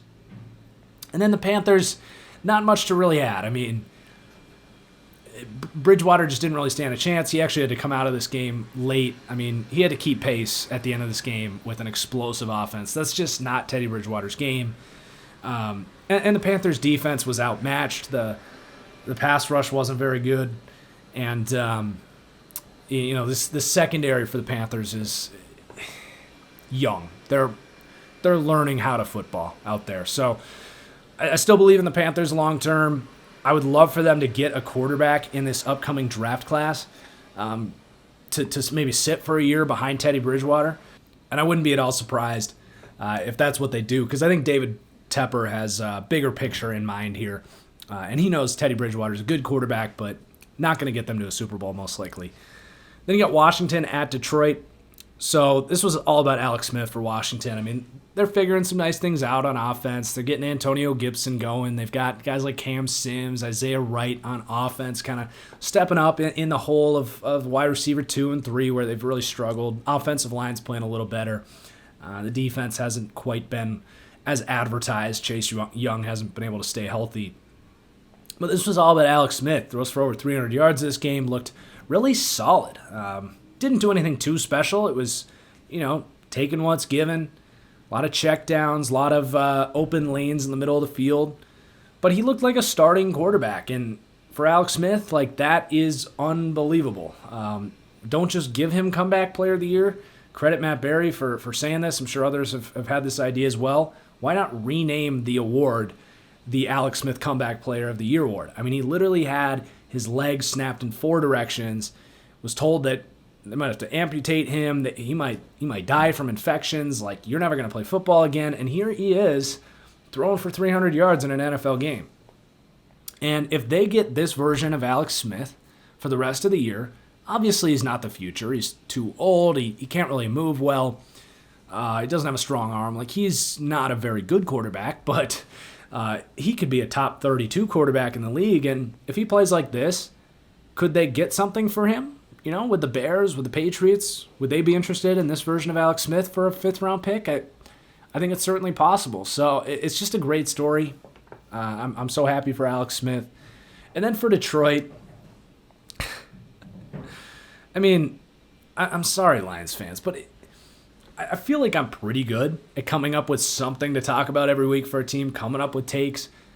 But when you are the same exact average, boring team for 3+ seasons, what else is there to say about Detroit? We know where this is going. And they're going to win 7 games. Stafford's playing hurt. He's trying to do everything he can just to get this team to what, 500? Like, DeAndre Swift was great in this game. I criticized DeAndre Swift in my studs and duds last week. He had his best game as a rookie. He was my RB1, so I'm happy to see him play well. But, yeah, man, I mean, Detroit is just so stuck in purgatory. It's so difficult. I just don't have much to add on this team, man. They're going to need a new coach. I don't know what you do with Stafford. It's just tough. It's just tough. I'm sorry for you Lions fans. I know you want to get excited. You're a great fan base, but man, it's rough. It's rough here for the Lions. Okay, Denver at Las Vegas. I'm just gonna do it. Like, this is an I told you so moment for me with Broncos fans and Drew Lock. If you have eyeballs and you committed at least the 42 minutes that it takes to watch the condensed version on NFL Game Pass, it is abundantly clear that Drew Lock is a backup quarterback flailing in the wind with some physical talent, trying to show any semblance of consistency at all. It's bad. He is a bad quarterback with some good traits. He makes the occasional good play, just as his backup, Jeff Driscoll, does, who also has physical traits. I'm sorry, man. Best case scenario for Denver is Drew Lock starts the rest of the season and continues to play, though he is playing, because you will not win another game if Drew Lock plays like this. And you get a top 3 pick, and you end up with probably not Trevor Lawrence, but you get either Wilson out of BYU or obviously Justin Fields, and you put a competent quarterback in front of this outstanding group of receivers. Like, Jerry Jeudy is... If things don't improve here and John Elway continues to not put the right quarterback here, Jerry Jeudy could quickly go down as just a complete wasted talent. He is just unbelievable. When you watch him, he just separates so well. And look no further. Early in this game, that the Broncos were backed up, on like their own 5-yard line. And with Drew Lock, it's not just the bad mistakes. It's not just the bad pocket presence. It's the rhythm stuff. When stuff's there, he's not taking it. And it was like 3rd and 8, and they run a levels concept where you have the running back running to the flat on a bit of an out route, and then you have the slot receiver, which was Jerry Jeudy, running over the top at first down distance and trying to create some space there. And it worked to perfection. Everyone's so quick to blame the coordinator here. What's his name from the Giants? They want him fired. They're saying it's not Drew Lock's fault. The play calling's so bad. Well, it really is just a bad excuse, because plays like that, you can just see that Drew Lock is just not executing. I mean, Jerry Jeudy screams open on a crossing route, but Drew Lock doesn't have the ability to see it developing, throw it just an ounce of anticipation to see that, there's a trailing defender that Jeudy is completely pulling away from. If he just floats it into the space where Judy's heading, it would have been a simple completion to move the chains, and instead they end up punting backed up on their own 5-yard line, giving the Raiders a short field. So, Broncos, their season's done. You're just kind of hoping for losses at this point. And then for the Raiders, they didn't really have to do much to win this game. there's Raiders fans saying that their defense is good all of a sudden. It's not. You just happen to play Drew Lock. There's not a ton to add on the Raiders. They're continuing to play really good on offense. Derek Carr is doing a really good job taking what's there, executing. They run the ball well. Raiders are good. Raiders fans want to be ranked in the top 10. I'm not ready to go there. I'm still really worried about the defense. I still don't love Derek Carr. I like him. He's been good. I think you go into next year with Derek Carr as your quarterback, which to me there was questions on if he was going to hold on to that job with Mariota behind him. He's been good enough. He's been a top 20 quarterback easily, maybe top 15 this year. But yeah, I don't think the Raiders are on that next level of being a Super Bowl contender. If they beat the Chiefs this week again, that could change. But I think the Raiders are in for a little bit of a rude awakening. I don't think they beat the Chiefs twice in 1 year. All right. Next up, we got Cincinnati at Pittsburgh. Really nothing to add here. I mean, Cincinnati has the worst offensive line in football going up against the best defensive line in football. That's always a recipe for disaster. Burrow didn't stand much of a chance this game. Here come the Herbert fans. I picked a bad week to hype up Joe Burrow because they played the Steelers this week and no quarterback. I'd love to see what Justin Herbert tries to do back there this week. Burrow, I will say he kind of, I don't want to say mailed it in. I don't think Joe Burrow is the type to mail it in, but I think he played it close to the belt. He didn't take a ton of risks. You didn't see him throwing the ball in contested situations. I think whether he tried to or not, he didn't end up coming out of this for better or worse, in my opinion. He kind of got rid of the ball a little quicker and hoped his defense would stand a chance, hoped his players would stop fumbling the football away to the Steelers, and it just never happened. It really just was not all that close. A terrible matchup for the Bengals. So I'm just going to move on. I don't think we learned too much about the Steelers. I really don't. All right, San Francisco at New Orleans. For San Francisco, it's just depressing. I don't even have anything to say. Season is just a lost year. But for the Saints, and I wouldn't be surprised if Niners fans have just tuned out at this point because it's just so you have expectations coming in and 80% of your starting lineup is just taken away for injury. It's just brutal. The San Francisco 49 IRs. Saints, defense is coming along. This is the best version of themselves. This is, they have this sort of short to intermediate passing game. They know it's going to be a good offense, but probably not an elite explosive offense. And when you have that good, not great offense, kind of ball control type of offense, you don't want to get into shootouts. You want your defense to, put the ball back in the hands of your offense, let you eat up the clock, kind of drain down the other team. And that defense is allowing that to happen recently. And you're getting the veterans to step up. Demario Davis, Malcolm Jenkins, Cameron Jordan. You're seeing that kind of veteran energy come out, that leadership from those guys, rallying this defense down the stretch. You're getting Marcus Williams to play well again as a top safety in this league. And Davenport, the young pass rusher, has been outstanding for them. So Saints defense is coming together. Saints are becoming the best version of themselves. I am very excited to see Jameis Winston for a few weeks. I kind of selfishly heading into the year, I wanted to see it. Obviously, you never want it to come at the expense of an injury to Drew Brees, but it was kind of always going to be the way it had to be. But you've got this polarizing, big play, turnover waiting to happen, wreck of Jameis Winston coming into an offense that feeds off of ball control, play-to-play, attention to detail, take care of the football approach. And I'm interested just to see these two worlds collide and just see what kind of quarterback is Jameis Winston going to be in a prove-it season, learning from Drew and Sean Payton.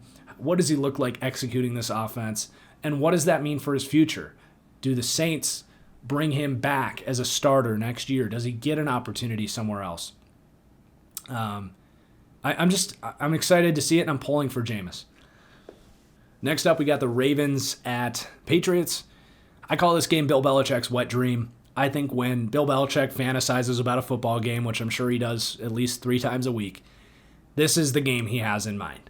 Torrential downpours, no passing, just run the ball, defense, discipline, do your job, tough it out, win 16-13 or whatever the score of this game was.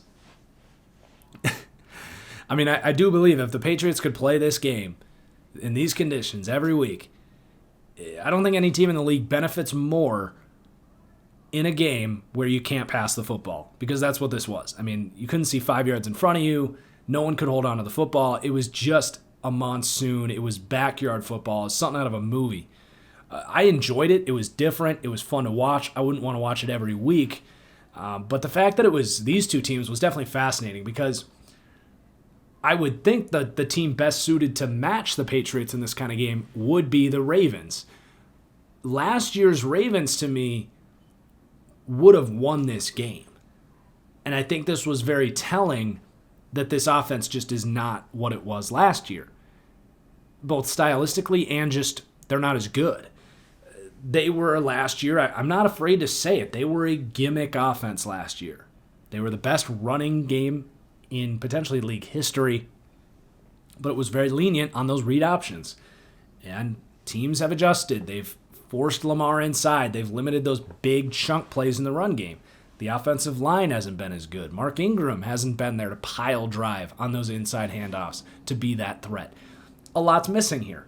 So, last year's Ravens, I think, would have won this game by double digits. They would have thrived in this environment. But we're seeing the Ravens having to adjust on the fly. It hasn't always been pretty. But we're also seeing, from my perspective, what has happened now with, Cam, Matt Ryan.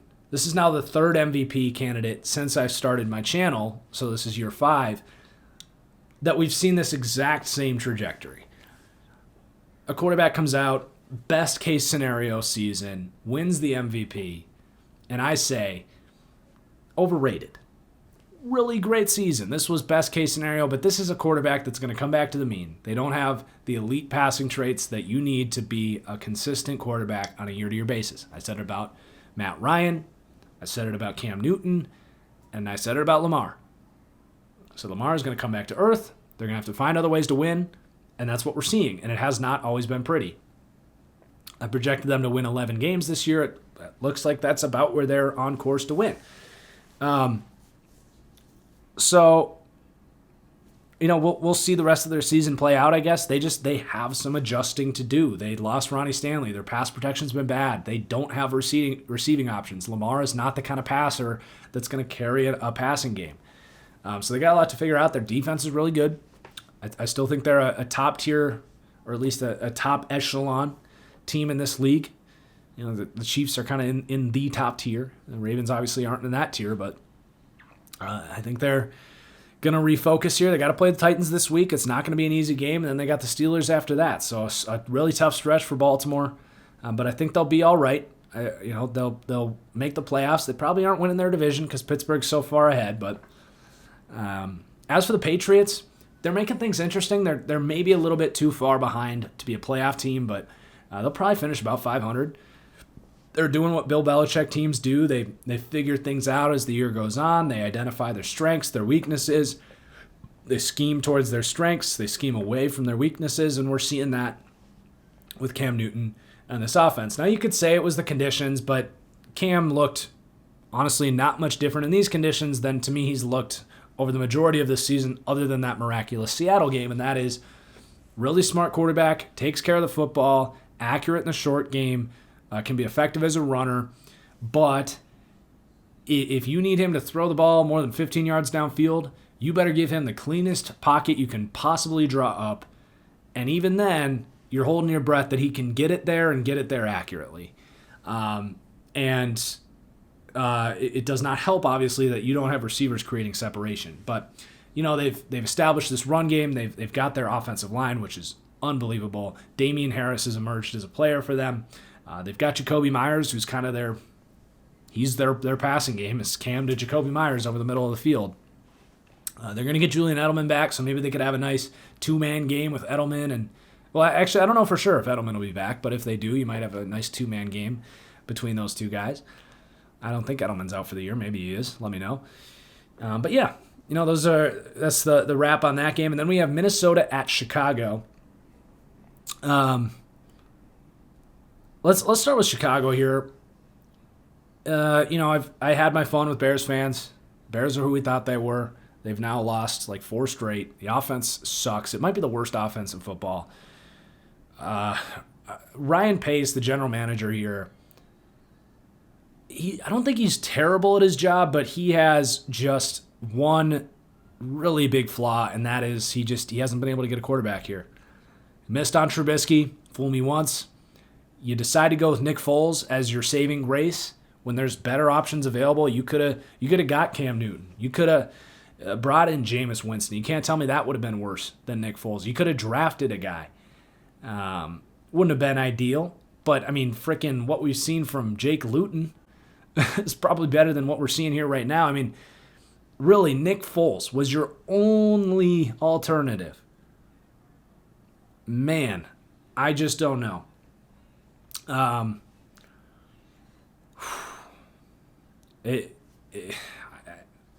hate to say you got to fire the guy. I don't like to do that, but if you can't get your team a quarterback, there's only so much runway you can have. He's done some really nice stuff. I think Ryan Pace is a really good scout. The Nick Foles thing to me, it's just how is that your option? How is Nick Foles your option? That might be a career axe going with Nick Foles over some of these other options. Nagy's not free of blame. He hands over the play calling this week. It's not any better. But their blocking's been terrible. It's just an absolute mess for the Bears, man. They'll still win some games. That defense is outstanding. But yeah, it's ugly. I feel like you got to go back to Trubisky when he's healthy. And then for Minnesota, the ultimate question here: can the Vikings make the playoffs? Very unlikely. They're 4-5. They are a playoff caliber team. They're clearly a very good football team. They were 3-point favorites in this game at Chicago. I'll be honest, I bet against them. I thought the Bears' defense was going to be too much for this offense. But the Vikings' defense is putting things together. Credit Mike Zimmer for that. If they could start the season over, I think the Vikings are one of the 7. Well, the NFC is pretty tough, but they're one of the 14 best teams in the league. But they're coming from behind now. They're 4-5. So here's their schedule. They got Dallas, Carolina, Jacksonville. All winnable games, all at home. I think they probably get to, that's 7-5. And that makes, that's 7-5. Sorry, I just want to check my math there. That makes things interesting.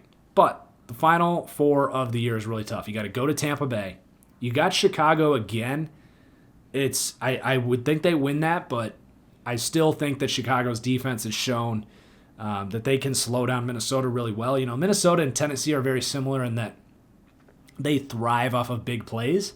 And if you can limit them, if you can stop Dalvin from a 60-yard touchdown, and you can stop Justin Jefferson from sneaking out and going for 50, you can slow down that offense. And they did. It's just the Bears' offense was so bad that there's nothing that the defense could have done.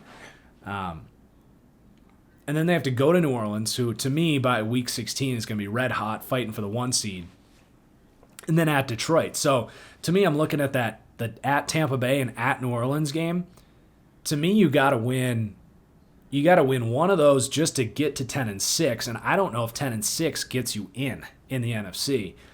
They might have to win out. So I would strongly bet against them making the playoffs. But they are a very good team, and nobody is looking forward to playing the Vikings because this offense is really tough to stop. It's really tough to stop. They run the ball so well. Dalvin Cook is phenomenal. Justin Jefferson is one of the best receivers in the NFL right now. And then just for jokes, you got Adam Thielen and Irv Smith, who are just a handful. So that is your game recap. I'm going to take a quick break. And then when we come back, we're going to knock out the Patreon mailbag. We got a big one this week. So we'll be right back. All right, time to wrap things up with the Patreon mailbag. And we have a very full mailbag. I'm going to try to go a little bit quicker. I'm showing 33 messages right now, which is nuts. Biggest mailbag ever by far. So from Vic, what would be the best way to fix the gigantic hole of IDL on the Cardinals this offseason?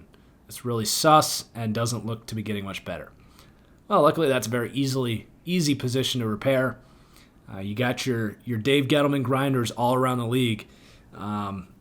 You just got to do good NFL scouting. You find guys like, your Montravius Adams or a Pecco or there's just guys scattered around the league that can help your run defense. But yeah, from a pass rushing perspective, get the Texans on the phone. What's up? Trying to send J.J. Watt over here? Go pair him back up with DeAndre Hopkins, maybe. Yeah, I mean, you could always go with the draft too. You know, they're going to be picking in the 20s. It's a decent spot to find some pass rushers at the interior defensive line spot. The draft is always an option. If that's the biggest problem they have, I think that they're in pretty good shape if their biggest problem is interior defensive line. All right, from Jacob Bouzard. Which NFC West team will have the most success in the next 5 years? I'll take the Cardinals. I just want everything Kyler Murray has to bring to the table. From Logan Goodnature. After an impressive game this Monday, I want to know if you believe Harrison Smith has a strong case for being a Hall of Famer. If not, what would he need to get there? Keep grinding. Your content is always top tier. Thank you, Logan. Man. Harrison Smith, a Hall of Famer. He doesn't quite have the accolades. He's certainly talented enough. The first question I always ask for the Hall of Fame thing is, was he ever the best player at their position? And I think you can say that about Harrison Smith. There's been probably multiple points in his career where he was the best safety in the NFL. And he's probably going to keep playing. I don't know if he's ever going to win a Super Bowl with the Vikings, but I think you can make a pretty strong case. I mean, he's right on the fringe. That's really tough. I think he's much more Hall of Famer than Eli Manning is. I'll say that. All right, for Matthew Bell, if you're the Panthers GM, what positions do you target in the offseason and what are you taking in the first round? Priority number uno is just what does it take to get, from what I can see now, and this could change, but from what I can see now, the three quarterbacks I would want a piece of are Lawrence, Fields, and Wilson from BYU. That could very much change, but from what I've seen, those are the three quarterbacks that, those are the guys I want to get a piece on. Trey Lance could be interesting for the Panthers because he's coming from a smaller competition, maybe a little more raw. He's only played 2 full seasons. Sitting behind Teddy Bridgewater could be interesting, but I would trade picks. I would do whatever it takes to get one of those three quarterbacks. Other than that, offense is in pretty good shape. Could probably use another guard. Defensively, you're developing a lot of young players. You could use another linebacker. You could use corner, safety. But I'm focused all in on that quarterback position. Again, from Matthew Bell. Do you think the Panthers made the right decision moving on from Cam and signing Teddy? Do you think they win more games with Cam this year? No, I don't think they win more games. I think Cam's season's been remarkably overrated. I think they made the right decision there. Teddy clearly extends plays better. Even Teddy Bridgewater throws the ball downfield better. He's just all around a better quarterback. And he's more sustainable. I wouldn't want to head into next year with Cam Newton. He is really struggling to throw the ball downfield right now. I would much rather have Teddy Bridgewater heading into year 2 and year 3 as well. All right, from Connor Lee, rank the NFC East quarterbacks. Active, Daniel Jones, Wentz, Smith. I'm going to still put Dalton over Smith. Also, the Eagles are projected to be $60 million over the cap. Could you see them moving on from Wentz with how bad he's played? I don't think they move on from Wentz. I think they move on from Doug Peterson first, and then it's a prove-it situation for Wentz. But they got to move on from Peterson first. which with the way that he's coaching, I think they will. All right, from Tyler. Even if it was just for 2 quarters and only ended in 2 field goals, the Bears' offense looked more alive than it had all season. It almost looked professional. Should this be a sign of optimism, or am I just paranoid? A paranoid Bears fan who forgot what good offense looks like. I'm going to go with the latter. I think Bears fans are searching for any excuse in the world. And I don't fully buy that play calling has been the biggest problem. Everything's a mess. You don't have a quarterback. You don't have an offensive line. Yeah, you don't have a great play caller. Your front office isn't giving you much to work with. Your receivers are good, but that can only take you so far. Brandon Cosby, what are your expectations for the Thursday night game between the Cardinals and Seahawks? Do you think the winner of this game ends up winning the division? I think it's very likely the winner of this game wins the division, especially if it's this. Yeah, I think that's fair to say. I think the Seahawks bounce back this week. Short week favors more experienced team. It'll be a great game though. We're lucky. We are lucky that is our Thursday night game.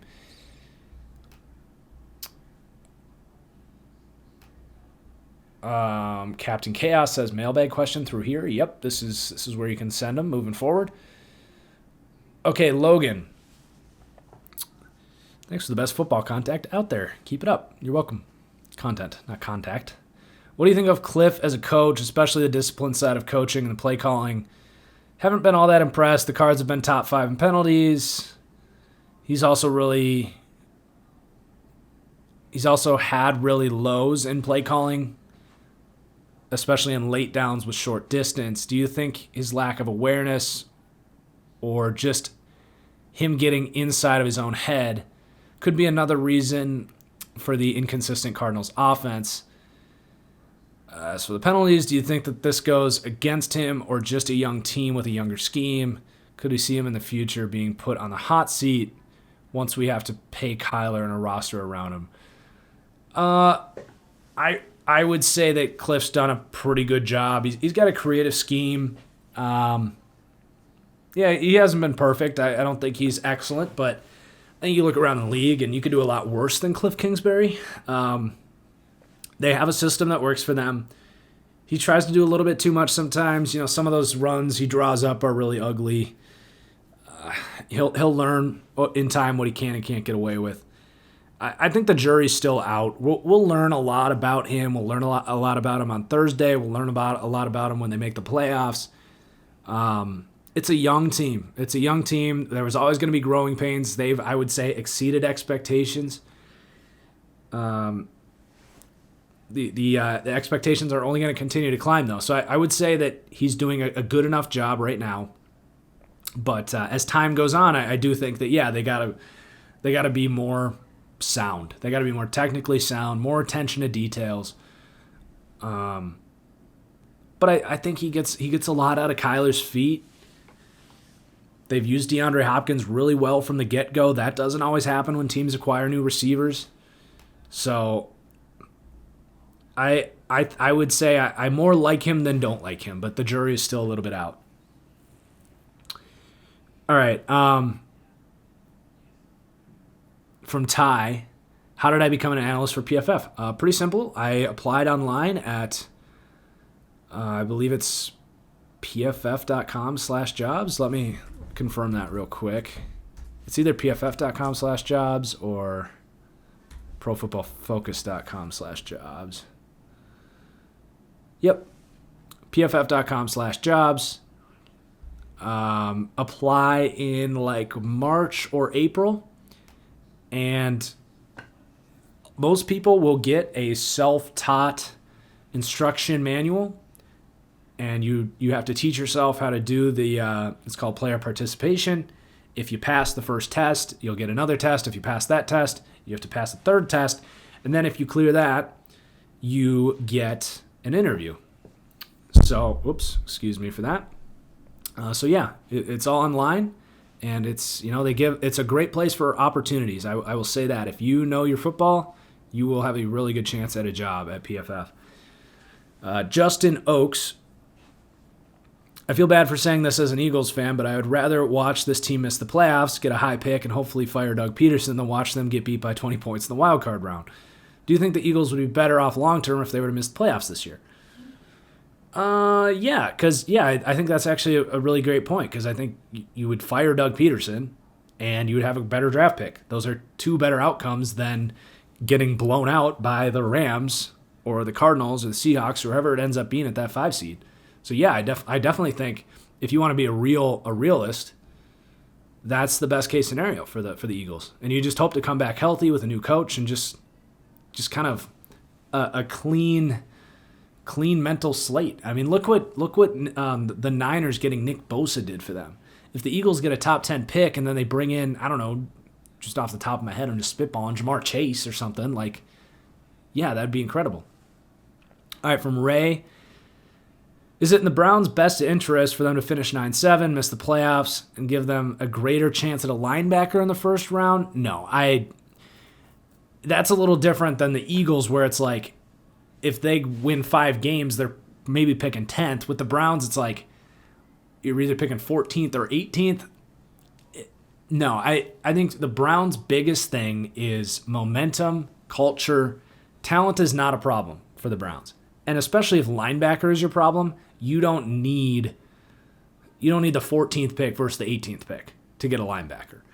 I think it's best for the Browns to get playoff experience, get into the playoffs. Maybe you lose, maybe you win, and then have that confidence going into next year. Right? It's not all for naught if you lose early in the playoffs. Look at I would say what the Bills have packaged their experience into. They came into this season with so much more confidence and, just team. I say this word a lot, but just, cohesiveness is a great word to describe it. All right, from Loomer. Seeing Flacco play and at least produce in the Jets offense, if he does this for more than one game, are we starting to run out of excuses for Sam Darnold? And he really is just a bad player or something else. Well, I've been hinting at this, that the Jets offense today is much better than it was when we started the year. They got Denzel Mims out there. The offensive line's playing much better. Fant's playing well. You got Becton in there playing well. And Crowder's playing well. I mean, we just haven't seen anything from Darnold. I feel like he's barely played this year. That last game he played against the Broncos, he was actually pretty good. Far from the problem. I mean, Darnold played pretty well in that game. I just think the jury to me is still out on Darnold. It's not looking great, but I think Flacco's got a lot more to work with.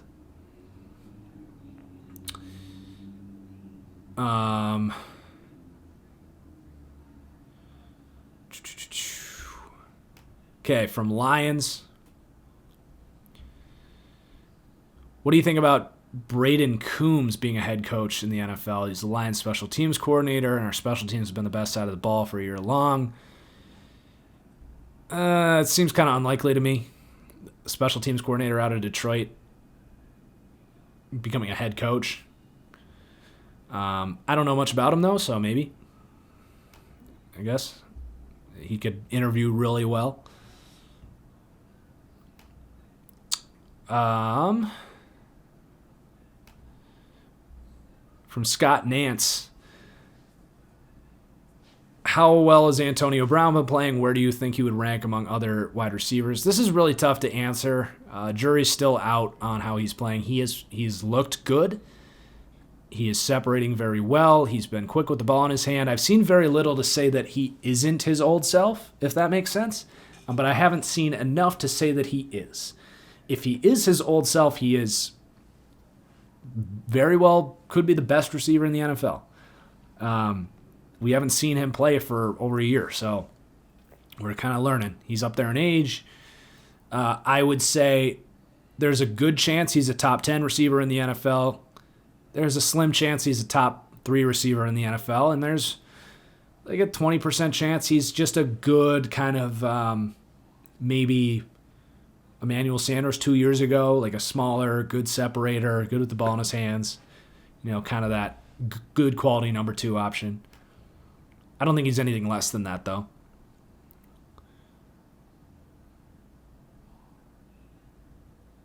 Also, he says, or this is from Doodlebop, who I just signed up recently. He says, I don't know what's calling me Doodle. My name is Dylan. I don't know. I kind of like calling you Doodlebop. I'll try to remember that your name is Dylan. You wonder if Kyler Murray could still have a chance at MVP or at least Offensive Player of the Year. I don't. If you win MVP at quarterback, I don't know how someone else at quarterback wins Offensive Player of the Year. To me, it's a long shot. I think he has a chance. It would require Patrick Mahomes to drop off all of a sudden, and it would require Russell and Rodgers to drop. I just think those 3 quarterbacks are having historic seasons. Russ, Rodgers, Mahomes. I just have a very hard time seeing anyone other than those 3 winning it. If it was going to be someone else, though, I think it would be Kyler. From Jeremy Nathaniel, how do you feel about 3-man rushes dropping D linemen into coverage? Situationally, I think it's okay. I think it can work. I don't have any strong opinions about it. I think it can be a good idea to maximize your coverage unit. Now, with D linemen dropping into coverage, I think the best case is you're predicting what you call quick game from the offense. If you're predicting an RPO or you're predicting a quick pass concepts, dropping a guy into that hot spot can really throw off the quarterback. Now, if it's like 3rd and 20, I wouldn't be dropping my nose tackle or my edge rusher into a hook zone. I don't think that happens very often, though. But yeah, I think if used in spots when you're predicting quick game, it can work. It can get you stuck in a tough spot, though, sometimes. From Christoph, saw the Lions are tied for 4th after leading 3 scores. This is becoming a meme with how often this happens. Any ideas why? Yeah, they blow a lot of early game leads. It's kind of the opposite of what they used to do. I don't have a great answer for you. I think it's probably just a fluke. I can't think of a great answer. I was going to say maybe it's they don't run the ball very well, but that's not really the case. They're just inconsistent across the board. So if they happen to have their best football that game in the first half, it's almost like they're regressing back to the mean in the second half. Maybe is the best answer there. From Joe, who do you want to see Trevor Lawrence go to? Personally, I want to see Panthers or Broncos. That's absolutely my answer. Absolutely my answer. Panthers or Broncos, where he's got talent around him. I don't want to see the Jets or...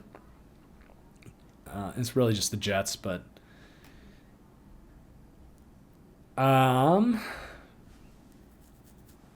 Washington wouldn't be the prettiest for him either. From Corbin... never mind. This is not a question. He got it figured out. Okay, this one's from Marshall. With the new Madden 21 update, what numbers are you going to use for the new dev trait regression settings? I like 75 superstars, 60 X factors, and 450 stars.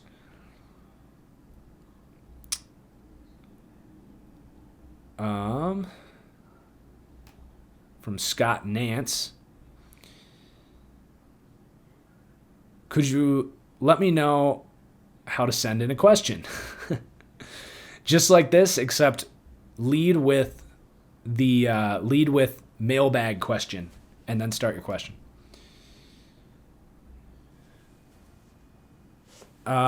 This is from Antonio Diaz.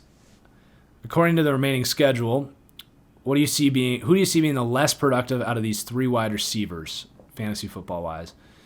Allen Robinson, Robert Woods, Terry McLaurin. I would say Allen Robinson. I just don't want anything to do with the Bears offense right now. I'm just responding to him on the fly in case that wasn't actually a mailbag question. Okay, from Devontae Rivera, with all these bad teams getting good QBs, Joe Burrow and probably Trevor Lawrence, who do you think will be better in 3 years, the Patriots or the Jets? Same questions for the Browns and the Bengals.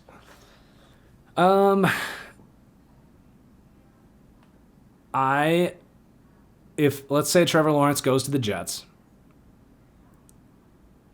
I'm going to go with the Patriots just because of the Bill Belichick factor. I think they'll have a quarterback by 3 years from now. And then Browns versus Bengals. I do like Stefanski, but I don't think the Browns have some crazy coach culture advantage over the Bengals. So I'm going to take the quarterback that I think is better, and that's Joe Burrow. Because when you're looking 3 years down the road, that's really the best you can do is just project the quarterback position and coaching culture. You don't really know what the rest of the state of the roster is going to look like 3 years down the road. All right, from Christoph. In the last podcast, you mentioned Mosley being out 2 seasons. Do you think it affects your understanding of the game and play recognition when you haven't played and only watched film for 2 seasons? 2 seasons with the way and pace in which the league develops, motion and new forms of the games, new schemes around the league, and so on. So basically, does the way that the game evolves so quickly maybe change a guy like CJ Mosley? I can't say whether sitting and watching the game for 2 years would help or hurt. I think you can make a counter argument for that and say taking a step back and watching the game play out for 2 years might actually improve your understanding of some of the things other teams around the league are doing, because you might get so absorbed with your own surroundings when you are playing. We'll see what he looks like. I don't think that would make a big impact on a guy like CJ Mosley. Assuming he's athletically up to speed, that would be my big question more so than play recognition and stuff. All right, from Nick Brown.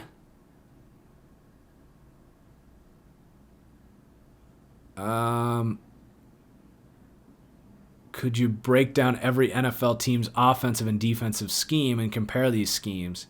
So you're asking, that'd be like a podcast. That'd be like a full podcast. Yeah, I mean, it's something to definitely consider, Nick. I appreciate the suggestion. I would need to do a lot of prep and research for that I don't know. Maybe more of an off-season show.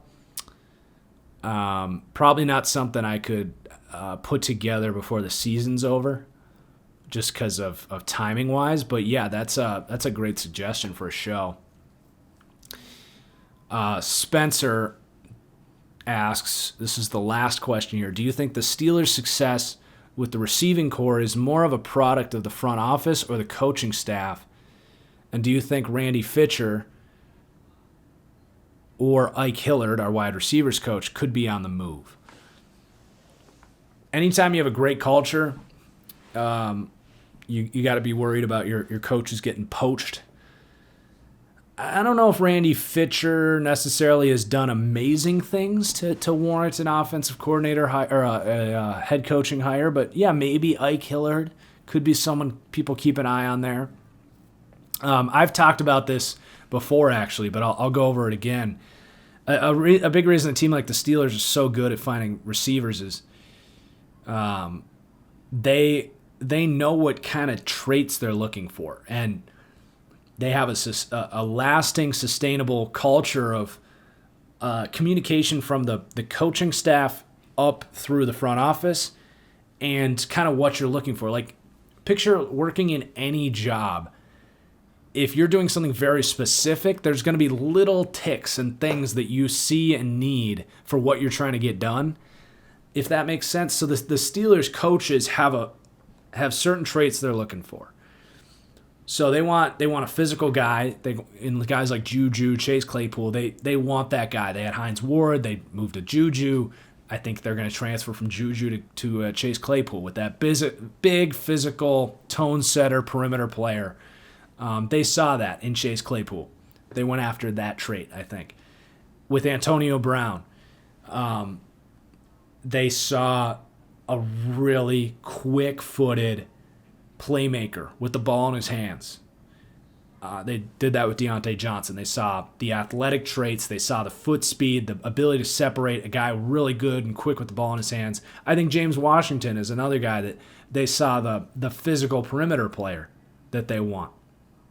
And when the coaches know what they're looking for, they know how to use those traits when they get their hands on it, and they can trust the scouts to give them what they're looking for. That's just another wrinkle in good culture. That's the way I've described why the Steelers are so good at finding that specific position. Now, they might have problems. They might have a little harder of a time getting corners that Mike Tomlin likes. But there's something about the way they do the receiver evaluations that just works for them. So that's the biggest way I can describe that, is a great, clear communication and trust between the front office and the coaching staff. So I think it's working hand in hand. All right, man. That's the show. We made through the second recording here. Please consider supporting me on Patreon. That's patreon.com/ThatFranchiseGuy. I appreciate you guys tuning in for the show. If you're watching this on YouTube, hit that like button. If you're checking this out on the audio version, please rate and review the podcast. That's going to do it. Appreciate you for listening. Cheers. We'll see you for the next one. Peace out.